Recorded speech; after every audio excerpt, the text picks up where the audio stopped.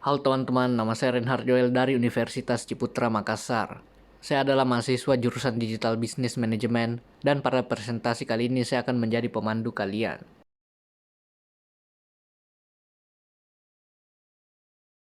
Siapa sih yang nggak kenal KFC? KFC adalah restoran cepat saji yang sangat populer. Di Indonesia sendiri, KFC memiliki lebih dari 700 gerai. Namun, franchise ini tidak luput oleh kesalahan. Seperti riset yang ditulis oleh Kai Rusi dan Febriani, yang berjudul Pengaruh Kualitas Produk dan Kualitas Pelayanan Terhadap Kepuasan Pelanggan, riset ini dilakukan pada KFC Store Bandung. Nah, apa aja sih masalah-masalah yang dialami oleh gerai KFC tersebut? Yuk, simak penjelasan berikut.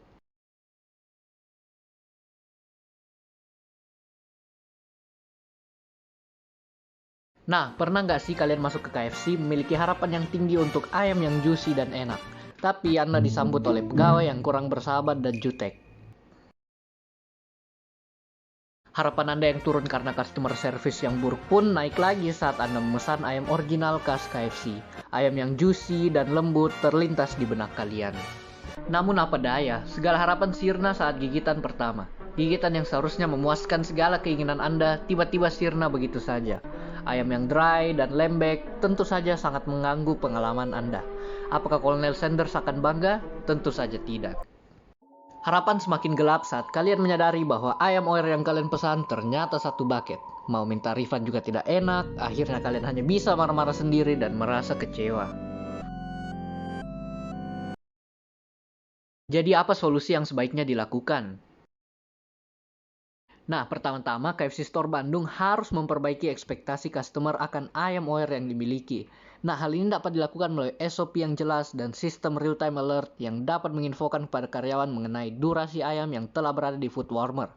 Nah, untuk meningkatkan kinerja karyawan sendiri, sebaiknya KFC menerapkan sistem feedback kredit. Jadi nantinya customer dapat menilai kinerja pelayanan karyawan melalui sistem touchscreen. Kemudian dari sinilah maka manajer dapat memberikan insentif bagi karyawan dengan nilai yang tinggi.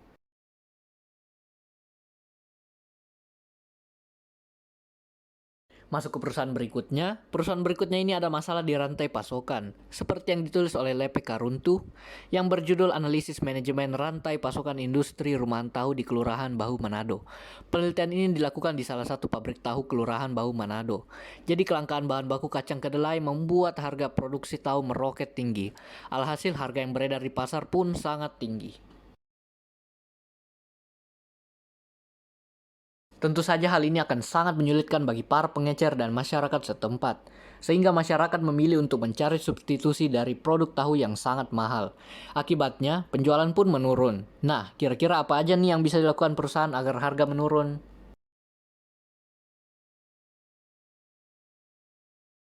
Cara mengatasi kelangkaan bahan baku adalah membuat SOP yang jelas sehingga pengolahan bahan baku dapat dilakukan seefisien mungkin. Nah, perusahaan juga dapat memotong biaya-biaya lain sehingga produk tahu sendiri tidak terpaku dari bahan baku.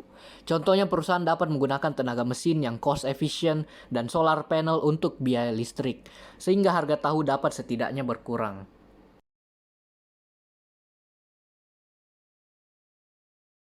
Kita masuk di bidang medis yuk. Nah, Puskesmas merupakan unit pelaksanaan teknis Dinas Kesehatan Kabupaten atau kota yang bertanggung jawab menyelenggarakan pembangunan kesehatan di suatu wilayah kerja. Nah, dalam riset yang ditulis Hakam mengenai analisis penyediaan pasien rawat jalan berdasarkan SOP di Puskesmas Minggir Sleman.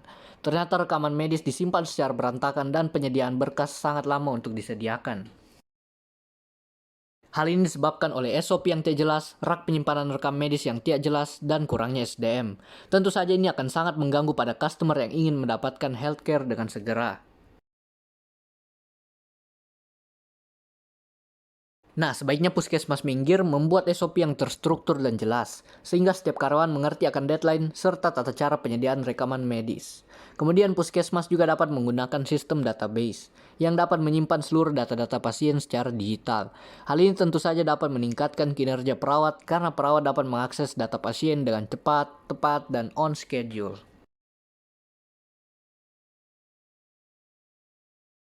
Kalian pernah pikir nggak sih, pengaruh dari tata letak gudang ternyata sangat besar loh, bahkan sampai ke tangan konsumen dan biaya-biaya lainnya.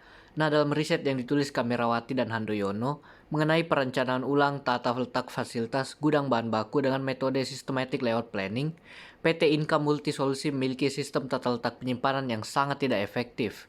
Pengambilan raw material yang tidak tersusun secara rapi menyebabkan biaya transportasi yang meningkat dan tentu saja berpengaruh pada waktu pemesanan customer.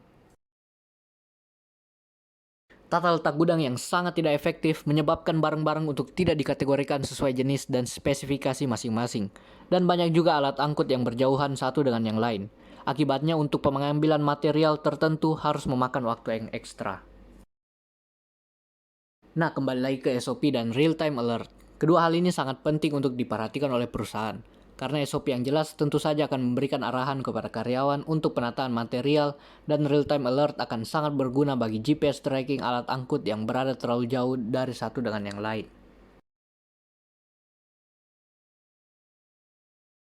CV Hanafi Mulia merupakan salah satu produsen yang bergerak di bidang garment. Contohnya yaitu perlengkapan ABRI dan juga perlengkapan sekolah pada umumnya. Selain itu, CV Hanafi Mulia pada saat ini telah melebarkan sayapnya untuk memproduksi di bidang tas pada umumnya, yaitu seperti dompet, ransel, dan lain-lainnya. Nah, di perusahaan ini memiliki masalah di manajemen operasional serta SDM yang dimiliki. Dalam riset yang ditulis oleh Purnomo dan Astuningsi, yang berjudul Implementasi Manajemen Operasional pada CV Hanafi Mulia dalam Perspektif Ekonomi Syariah, dikatakan bahwa pesaing baru yang mematok harga rendah, kinerja SDM yang lemah, serta kualitas produk yang kurang menjadi penyebab utama permasalahan perusahaan ini. Kualitas produk yang lemah tentu saja akan berpengaruh pada customer. Hal ini akan berdampak pada penjualan perusahaan sehingga perusahaan berada di ambang kebangkrutan. SDM yang baik adalah kunci dari segala operasional yang terjadi di perusahaan. Nah, gimana sih cara mengatasi masalah ini? Yuk simak penjelasan berikut. Dari permasalahan yang dialami oleh CV Hanafi Mulia mengenai kesalahan SDM, dapat diselesaikan dengan adanya sistem reward and punishment. Jika pekerja bekerja dengan baik, maka akan ada bonus yang diberikan. Namun, jika pekerja membuat kesalahan, maka pekerja akan dikoreksi dan di PHK jika melakukan kesalahan untuk kedua kalinya. Dengan begitu, maka kesalahan SDM bisa diminimalisir. Untuk meningkatkan daya saing perusahaan sendiri, sebaiknya CV Hanafi Mulia belajar dari perusahaan Zara yang membuat produk berkualitas.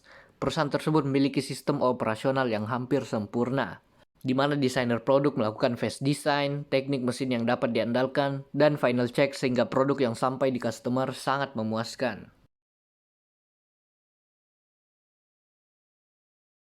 Kita masuk ke perusahaan terakhir, yaitu PT Titipan Mahakam Express. Nah, perusahaan jasa pengiriman saat ini sangat diuntungkan dengan peningkatan pengguna e-commerce. Namun perusahaan di bidang ini pun tidak luput oleh yang namanya masalah. Nah, apa aja sih masalah yang dihadapi perusahaan ini? Yuk simak penjelasan berikut.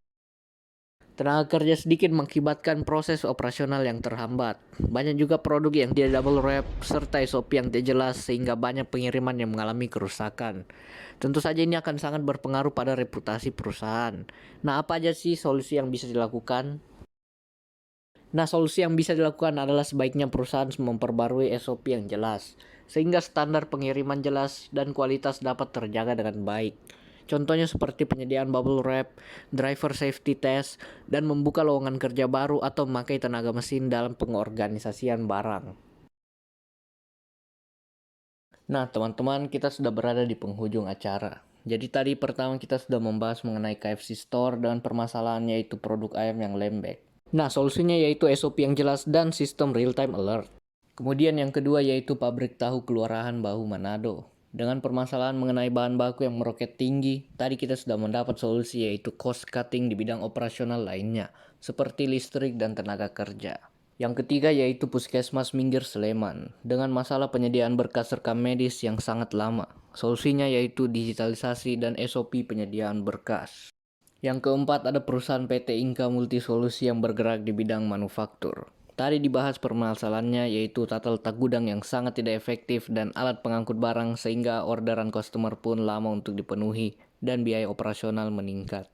Solusinya yaitu agar perusahaan menggunakan sistem real-time alert untuk setiap kendaraan pengangkut barang serta tata letak gudang yang diatur sedemikian spesifikasi produknya. Yang kelima yaitu CV Hanafi Mulia yang bergerak di bidang produksi perlengkapan ABRI dan berbagai macam keperluan sekolah. Masalah yang dihadapi perusahaan tersebut adalah kualitas produk yang lemah serta kebangkrutan di depan mata. Solusinya yaitu dengan adanya sistem reward and punishment dan imitasi proses operasional Zara. Yang keenam yaitu PT Titipan Mahakam di bidang transportasi. Masalah yang dihadapi yaitu proses operasional yang lambat serta tingkat kerusakan pengiriman yang sangat tinggi. Solusinya yaitu sebaiknya perusahaan membuat driver safety test, bubble wrap, dan rekrutmen anggota atau penggunaan teknik mesin. Sekian presentasi yang bisa saya sampaikan. Terima kasih atas perhatiannya.